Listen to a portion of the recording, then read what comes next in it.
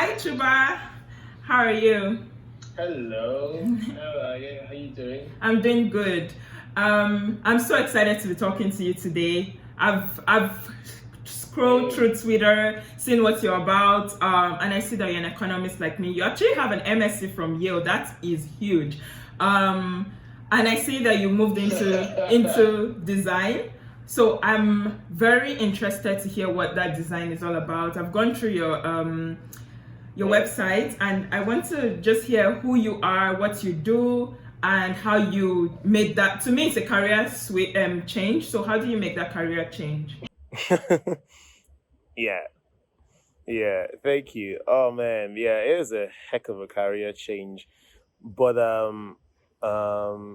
I did have like a good amount of transition between the two, so thankfully that made it a bit easier. But advice to everyone out there: if you're going to attempt a career change, just be prepared for how long it's going to take for it to work. You know, especially like if you've established yourself in one space and then you're moving to a new different space, it's a whole different ball game. It's like starting from scratch. But yeah, just some background on myself. I think you spoke a bit about it. Got a what do you call it, got a bachelor's degree and a master's in econ from Claremont McKenna college, and then from Yale. I think what that was like was I always wanted to do econ all my life. I was convinced that like it was what I was going to do. Like I was convinced that I was probably going to get like a. I really wanted like a Nobel laureate in it. I don't know why, but I just wanted it because it was like the zenith of what you did in econ. So for me, and I always loved econ. So I did it in undergrad, then had the chance to move into tech. I always also loved tech. Had the chance to move into tech right after school. So it was between econ and tech for me. After NYSC, here in Abuja, I moved to Lagos, started working at the NESG. The NESG is the Nigerian Economic Summit Group. Now at the NESG, as a research analyst, so I did a lot of research work on policy, but I also decided that I was going to take my interest in tech and channel it towards that direction. So an important lesson here is always sort of be focused on something in particular. It's not enough to just like econ or do econ. You need to sort of figure out what part of this interests me, what part of this do I find fascinating, what part of this can I make a difference. So I was heading what we call policy commissions at the NESG. I was heading the Science and Technology Policy Commission. So what that is you bring in private sector and public sector people together, and we have dialogues around policy and how to change that. So I found that very fascinating. That was a good time. It was also a good way to meet a lot of new people, which was amazing. So by the time I was there, I felt like I'd learned like a good amount of stuff. And during that period, I was like, you know what? I really want to start something for myself, in terms of doing a startup. I just knew that I wanted to do something in tech now, like more involved than I was. So I tried my hands at the startup. That didn't work out just because, first of all, I wouldn't even call it a startup. I didn't spend enough time on it. It was like a side project. But one of the things I learned from doing that was that I learned how to build websites. So for me, like in that process of learning how to build a website, I was like, wait, like this is cool. Like now I know how to build a website. And then someone came to me once. I was like, hey, like this person needs a website. Do you know someone that can do it? And I was like, I can't do it. So I did it, and then I got paid. I got paid to do it, and I was like, wait, like I can actually make money doing this. This is interesting. So it became like a side project, side job for me. And then I started, named it Akanka.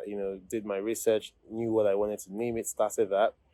Then, like a few months later, I was talking to my twin brother, and I was like, "Yo, man, like this is what's going on. Like, and I know that you're doing like design stuff. Like, come in and let's do this together." At the same time, that was around the period of time that I was applying for my masters, because I really just wanted to get a masters out of the way. So I applied for my masters, got into the program at Yale. Then around the same time, I started working with MBS. That's the National Bureau of Statistics. So I was as an advisor to the DG. That's Dr. Yemi Kali, brilliant fellow as well.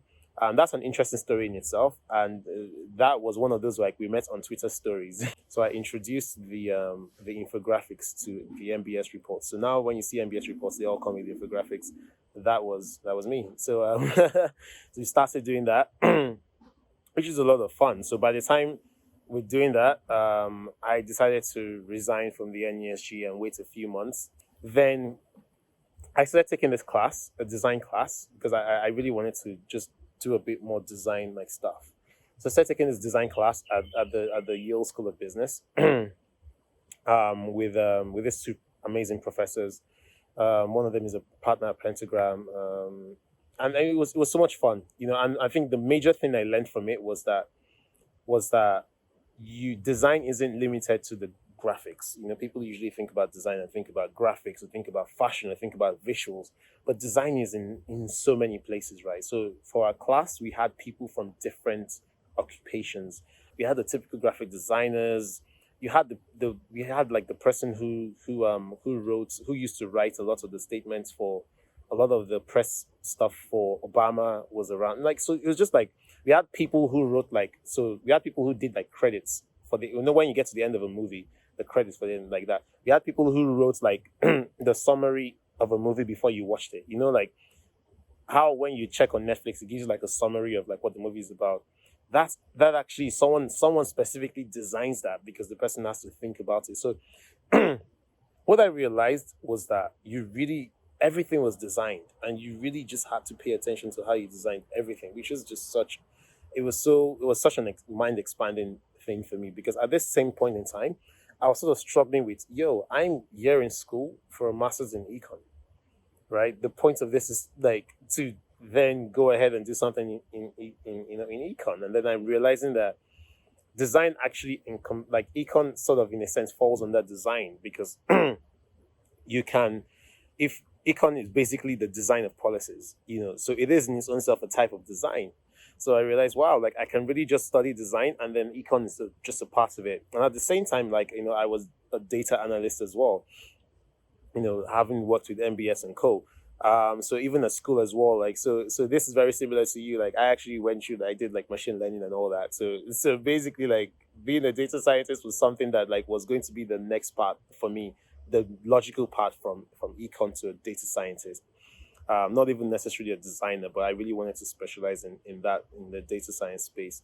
And then I realized that the data science space too was also going to kind of constrict me in terms of my exploration. And I just wanted to explore every aspect of design.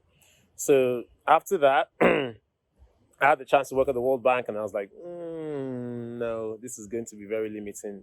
So I decided, you know what, take the chance, man, which is a very, very crazy chance. I haven't just finished, with a degree from Yale. Take the chance and come back to Nigeria and build this business. It's crazy.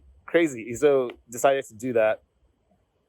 Took that chance, came back, decided, you know what, if you're going to do this, you have to give it your full focus. If you're going to do design, you have to fully focus on design and learn everything you can about it. Figure out where it takes you. And that's the lesson there, right? Which is focus. This lesson is super important. People tend to try to do too many things at once without any clear underlying common denominator between every one of them. And you need to always have a common denominator. So you can do multiple things, but there has to be something that connects all of them. And so for me, it was design was going to be that thing that connected everything that I did. So even when I was doing data science, there was going to be design in it, which is why for me, I ended up focusing a lot on the visual aspect of data science, because that way you could really apply design into it, right? Doing that at Akanka, and then we expanded into consulting as well, where we're just helping a lot of much larger clients, banks, HMOs, that's the health management, what do you call it, people, insurance, help them design their processes, help them design how they work better. Thinking around how do you get people to think with a design mindset, how do you get them to understand how to tackle these problems. So in terms of transitioning careers, right, if you're not the kind of person who's ready to learn, don't do it. Don't do it to yourself. It's painful. If you're the kind of person who's not willing to take risks, don't do it. You must be willing to take risks to do it. You must be willing to learn and learn fast, because when you're transitioning like your careers, right, you're having to do so on the job.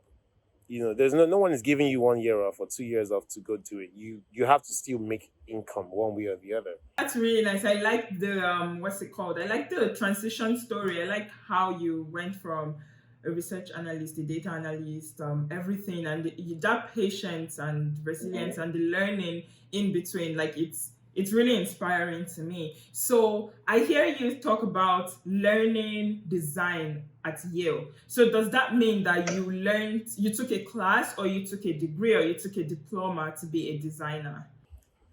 Oh, I took a class. It was just a class. I mean, it was just a class. I mean, so for me, I've had to learn how to be a designer from reading and studying, and that's also the other lesson.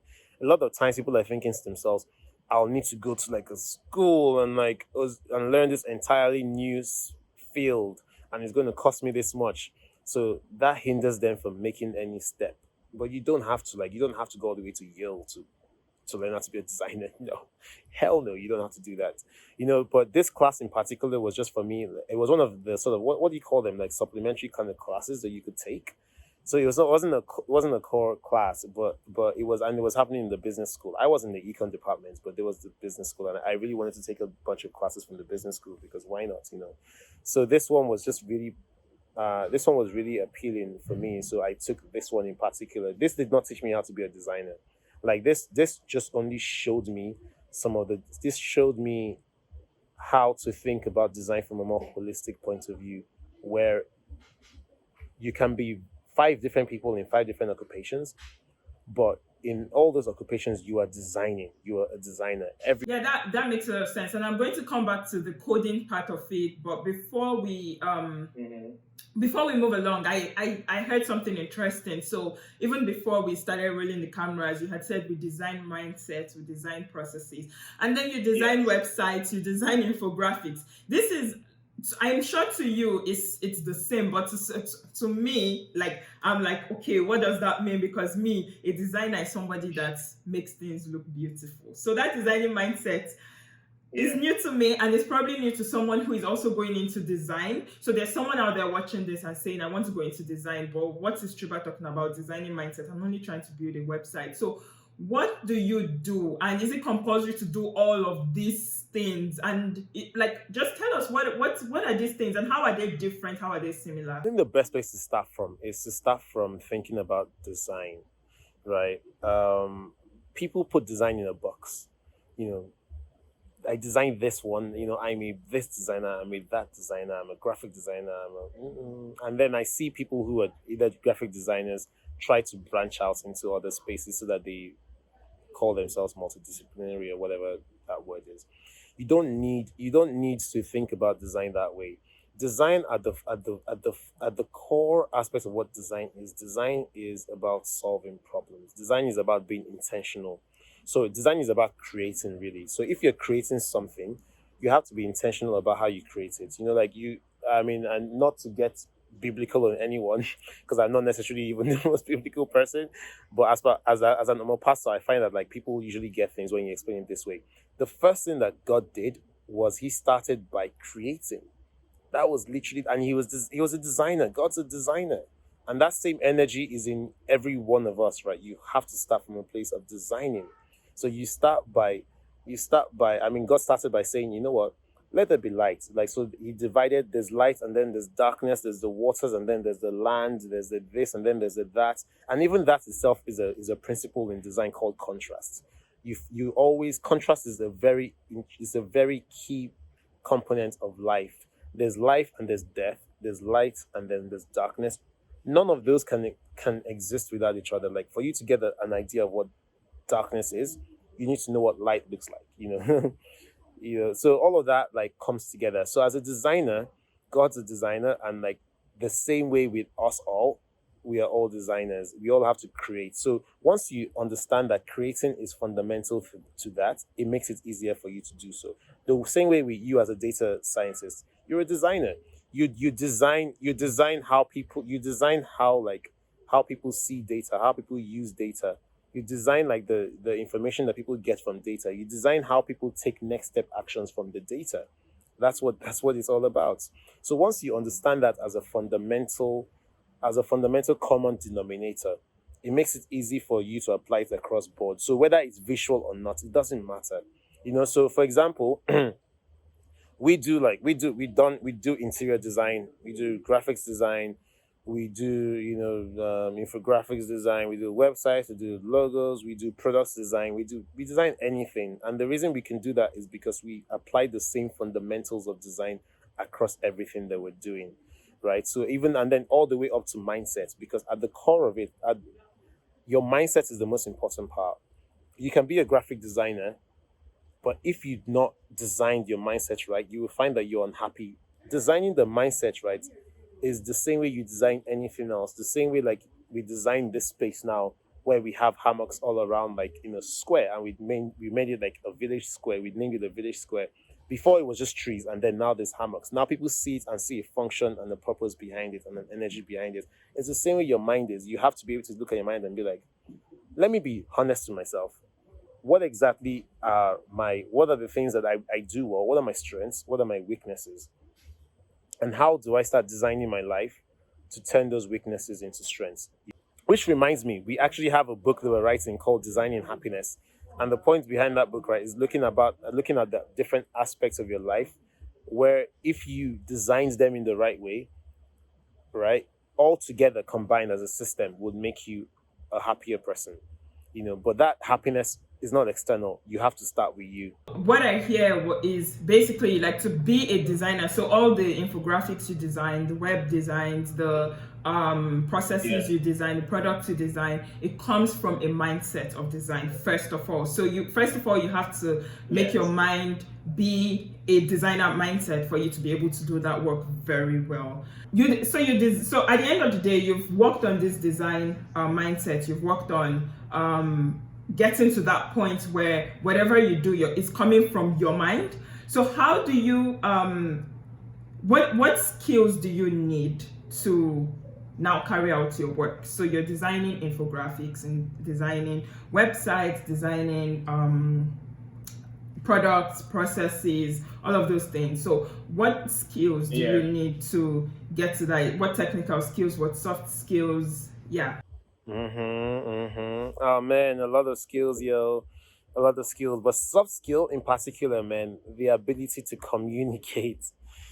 Oh, you need to be able to I keep learning this lesson. Like every day is a day of learning.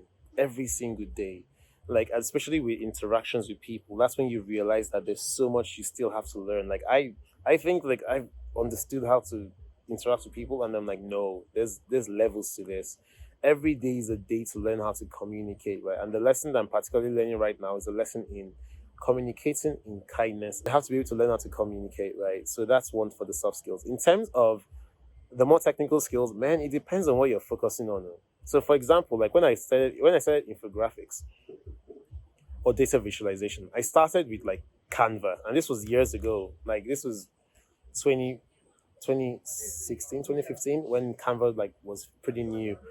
I started using that for infographics. That's actually what I started doing. That's what I used when I was doing MBS's infographics at the beginning.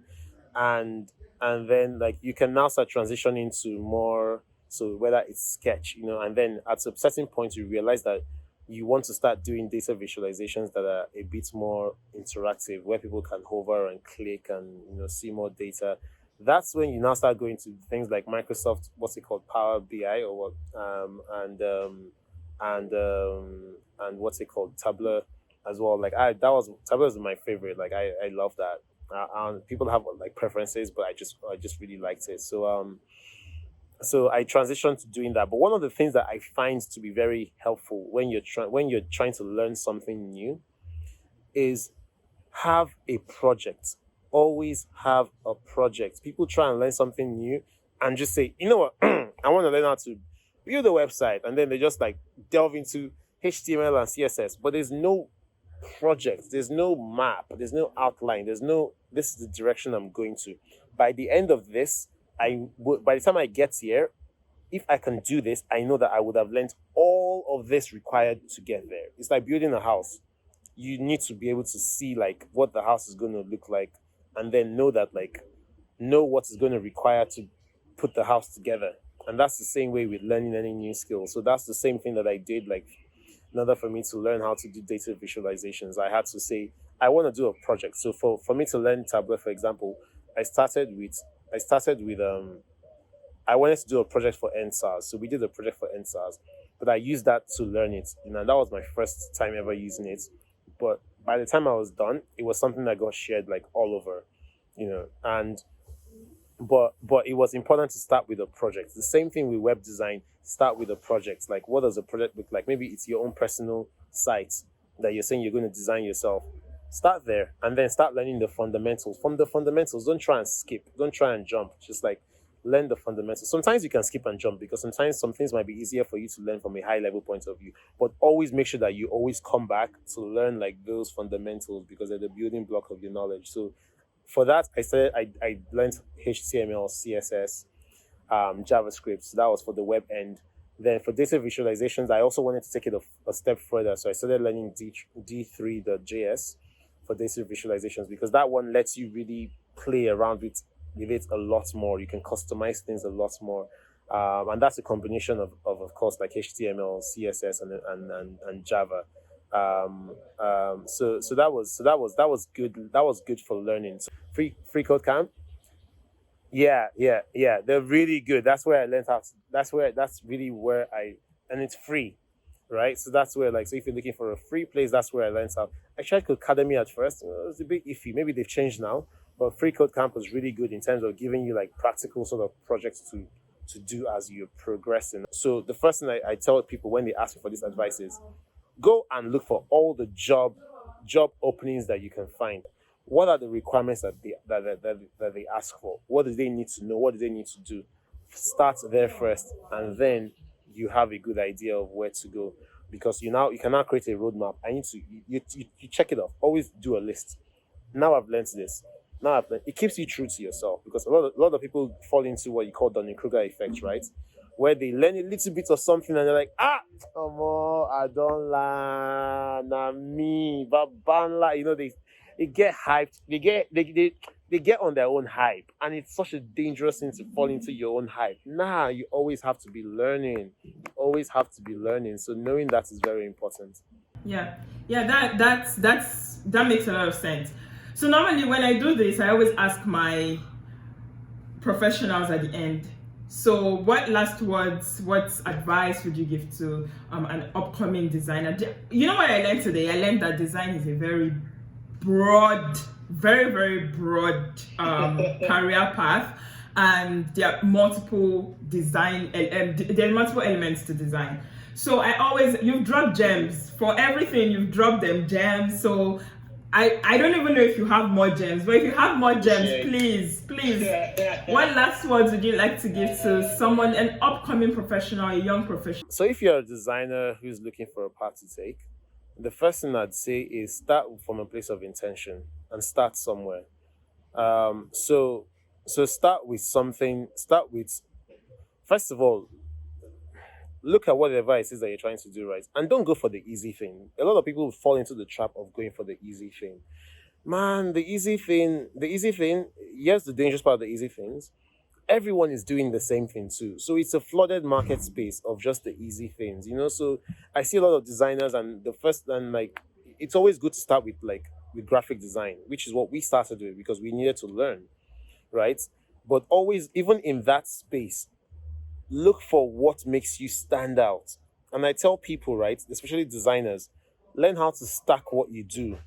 So learn the graphic design well, be excellent at it, but then take it up a notch. If you've done graphic design, now start looking into animation design, right? So that way, like, your graphics now become animated. Now, what that does, right, is all of a sudden, the pool of people that you belong to shrinks. Because now, few people have the what do you call it, the endurance to go through and learn how to do animation, and that makes you more valuable. So the more you learn what's harder in the specific field that you are in, the more valuable you become, and the more you can command, and the more you have, the more sort of the more the more freedom you have to call whatever price that you want for people, because all of a sudden you're rare. It's the same thing with you as a data scientist. There are not many data scientists, and it's for a good reason. Because it's not being severe data scientist. It requires a whole lot of learning and a good sense of math and analytics and statistics, and all of that combined together is a whole lot to learn. Always, right? No matter what, don't stay on that same level that you're in. Make sure that you learn that level well enough. Make sure that you become really good at that level, but don't stay on that level. Always think to yourself, what's the next stack that I can add that will make me more valuable than I am today? And keep learning every single day. Spend more time practicing, working on projects than you spend time on social media, man. A lot of designers need to cut down the time they spend on social media. Spend more time practicing. Practice and put what you're doing out there. The other thing that I'd say for a lot of designers is, it's back to the same point. Be intentional, even about your design. When you put out design, you should be able to explain why you did what you did. It's not enough for it to look nice and fancy. Design is not art. It's not just graphics. Make sure that there's intentionality behind what you do. So you should be able to explain, we did this way because of this reason. Here is the visual advantages of what we've done it this way. Here is the functional advantage of why we've done it this way. That way you stand out immediately as a designer. That's my advice. Thank you so much. I really appreciate it, and I took a lot for myself as well. So thank you, Chuba. Thank you for taking the time out of your Saturday. It's never easy to just take time out of your Saturday. Thank you.